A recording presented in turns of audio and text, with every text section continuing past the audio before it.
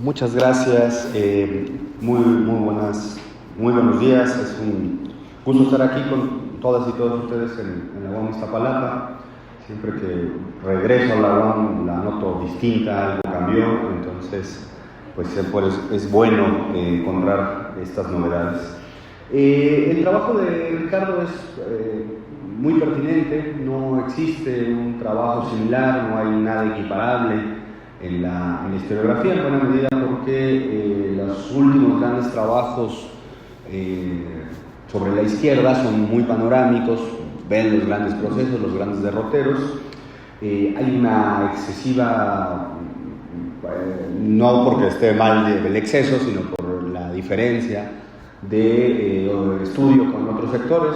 Claramente el movimiento armado ha ganado mucha energía en los últimos años, y esto hay el demérito de otras experiencias políticas del siglo XX que han sido muy importantes.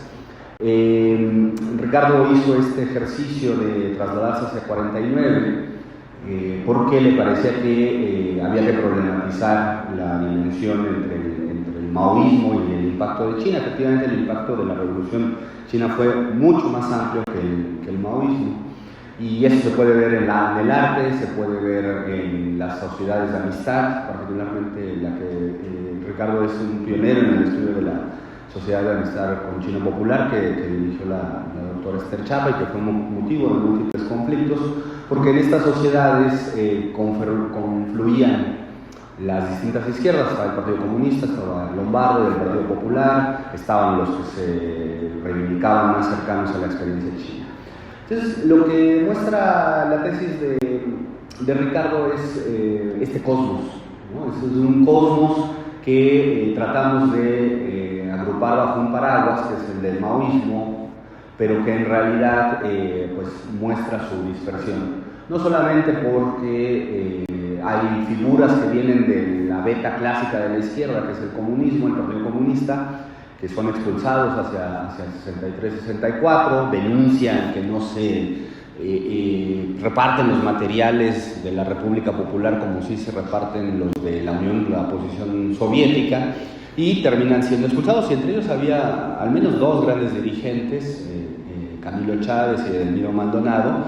Tienen, en el caso de Edelmiro, tiene una de las historias del movimiento obrero más reeditada que existe fuera de los ámbitos académicos. Y Camilo Chávez, que era un dirigente metalúrgico de cierta importancia desde los años 40, 50. Pero después, y justo eso es lo bello del trabajo que estamos viendo ahora, es que empiezan a surgir, empiezan a brotar experiencias que no están conectadas no necesariamente con el Partido Comunista, necesariamente con China, y empieza a haber aquí ya la disposición más global. No solamente es el vínculo China-América Latina, es además el vínculo China-Francia, México-Francia, y un sector importante de los maoístas, o los que llamamos hoy maoístas, pasan, o su interlocutor es más bien el maoísmo francés, con todo lo que ello significa. Es muy importante esto, entre ellos la proletarización, que al final no termina de verse la proletarización, porque lo hacen este retrabajo territorial y empiezan a fundar grandes colonias populares, grandes emplazamientos que son fruto, digamos, de la propia lucha, de las contradicciones sociales que se transforman en un determinado tipo de lucha social. Y vamos a ver experimentos muy extraños, por ejemplo, vamos a ver algunos de estos que hoy llamamos maoístas, que hacen, más bien ellos reivindican la idea de la política popular, amparándose, utilizando la estructura del PRI para ganar elecciones en un municipio perdido allá en Bahía de Banderas, ¿no? Ese tipo de cosas, este mestizaje del maoísmo es, creo que, el punto central de la tesis de Ricardo, ¿no? Adopta muchas formas y va pasando de ser una referencia que ya no es tan importante, efectivamente, ya no discuten China, ya no les interesa China, pero sí les interesa la manera en que se hace política de masas le van a llamar, o política popular. Y ahí hay muchos encuentros. Está el encuentro con el nacionalismo, tanto con el general Cárdenas, que además venía de China bajándose en el avión cuando la Revolución Cubana en 59, y con otras figuras como ya lo dijo Ricardo, con Alberto Castillo. Pero hay otras líneas, ¿no?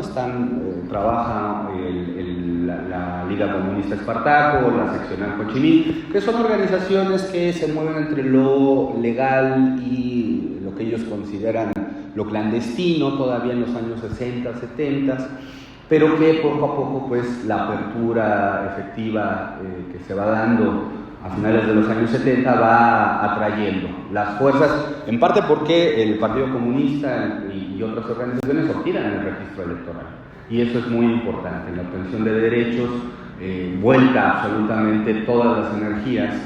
Entonces lo importante ya no es publicar un periódico, lo importante ya no es la resolución de las demandas de los conjuntos sociales, lo importante ahora va a ser cuidar casillas y tener credencial de elector, ¿no? El otro día platicando con un militante del grupo que dijo, del MRP, lo que decía es, había que perseguir a los compañeros para que tuvieran credencial de elector. Lo importante se va a convertir, la centralidad que va a tener lo electoral es muy importante, ¿no? Pero es una manera de ver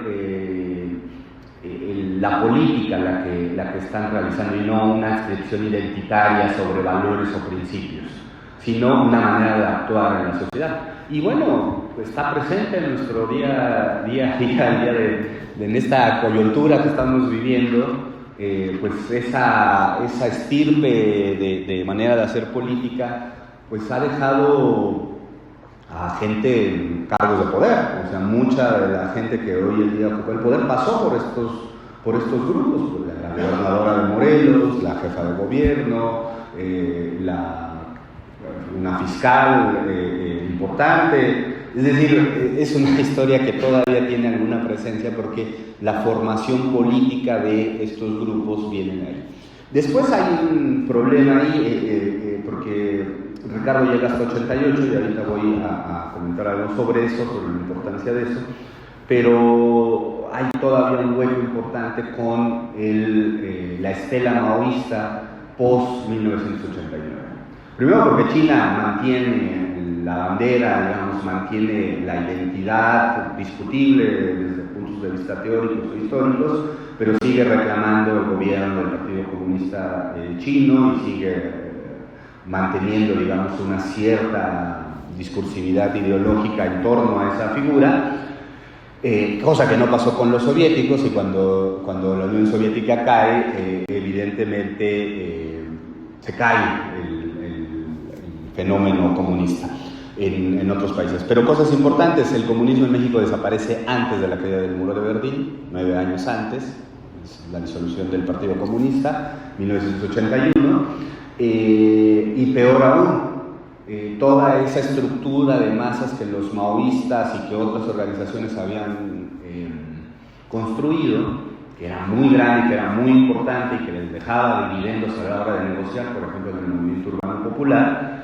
se ve arrastrada por un fenómeno que nadie espera, nadie calcula, nadie tiene a la mira, que es la presencia de Cuauhtémoc Cárdenas, ¿no? Y eso transformó a la izquierda de este país de una manera muy radical, ¿no? Porque al final todos, absolutamente todos, terminaron, y los que no fueron en ese momento y dudaron, quedaron borrados absolutamente de cualquier posibilidad, que los hubo, de participar o de entrar a esta especie de protoélite política que se va a forjar en 88-89, donde están absolutamente todas las corrientes, todas las familias, todas las herencias políticas prácticamente del siglo XX. Entonces ese fenómeno me parece que hay que problematizarlo, ¿no? Primero la disolución del Partido Comunista, la caída del campo socialista y la coetaneidad con el movimiento que en verdad, según todos los testimonios, yo no lo viví directamente, pero según todos los testimonios que he leído, era impresionante, y tan era impresionante que borró las identidades políticas que habían sido bandera durante los años previos. Ya solo para concluir, me parece que el trabajo de Ricardo va a ser muy importante en los próximos años, va a ser una referencia, y agradezco mucho el trabajo que han hecho aquí en el doctorado, tanto con este coloquio como con todo el acompañamiento. Muchas gracias.